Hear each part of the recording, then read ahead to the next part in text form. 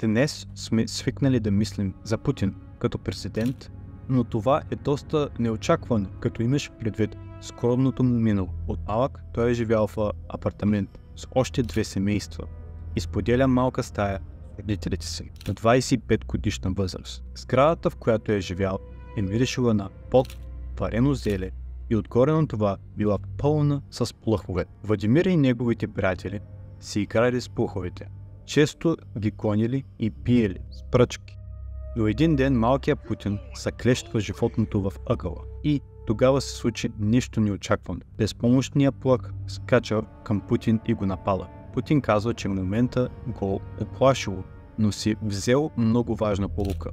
Когато някой е притиснат в ъгъл, той ще се бори бясно с зъби и ногти. Това беше урок, който ще служи на Путин през целия му живот. През кариерата му като шпионин в КГБ и като втория по време трайния президент в Европа. Днес скромното детство на Путин е далеч в миналото. Той е един от най-влиятелните и най-богатите хора в света. Около 2014 година стойността му е оценена на 40 милиарда долара. Сума, която вероятно е значително нараснала до сега. Това е историята за възходът на един от най-влиятелните и мистериозни мъже на планетата.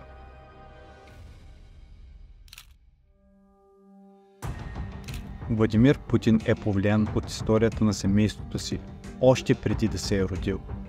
Майка му, Мария Путина, работила в фабрика, а баща му, Владимир Спиридонович Путин, служил в Съветската флота по време на Втората световна война. Двата му родителя били продукт на нестабилност в Русия през 20 век. Бащата бил на война далече в чужбина, а майката заедно с техния друг син Виктор били затворени в града. Условията били тежки и двата му родителя почти изгубят живота си по време на този период. Баща му е сериозно ранен в битката и е трябвало да бъде занесен в болница. А майка му един ден припада на улицата.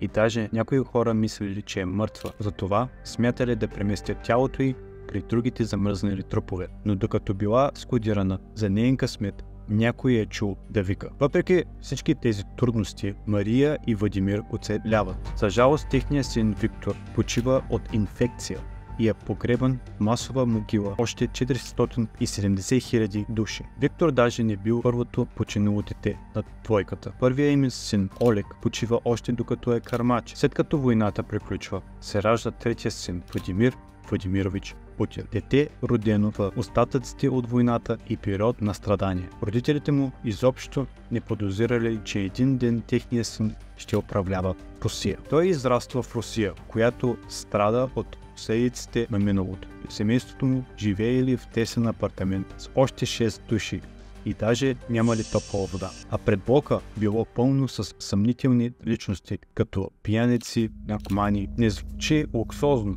Това било райската градина в сравнение с живота на семейството по време на войната. Раждането на Владимир било чудо за семейството. След 2 починали деца на Владимир и Мария им се ражда трето, и то когато Мария била на 41 години. Понеже първите им 2 дечица почиват разбираемо, родителите на Владимир били много предпазливи. Той започва да ходи на училище чак на 8 годишна възраст. Хората описвали Владимир като един среден ученик, импулсивен, малко разглезен и с липсва на социални умения. Също така, той не бил голям фен на реда и правилата. Даже го фащат да носи нож на училище. Но всичко се промени, когато Владимир започва да се занимава с бойно изкуство. Започва да тренира съветското бойно изкуство самбо, което комбинира борба и джудо. Владимир попива дисциплината и реда, на който бойното изкуство го учи. Това преобръща живота му. Той вече бил способен да се противопоставя на по-големи деца, които му отваряли проблеми.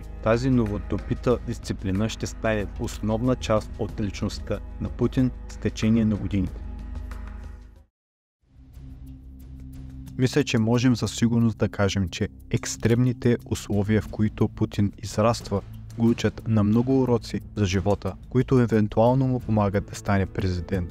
Освен дисциплина, Путин има да учи още много за властта, закона и политиката. Може да гледате нашето друго клипче, където обясняваме как Путин учи тези уроци, докато е шпионин за КГБ и как прилага всичко, което е научил, за да започне войната в Чечня, която го издига до президент.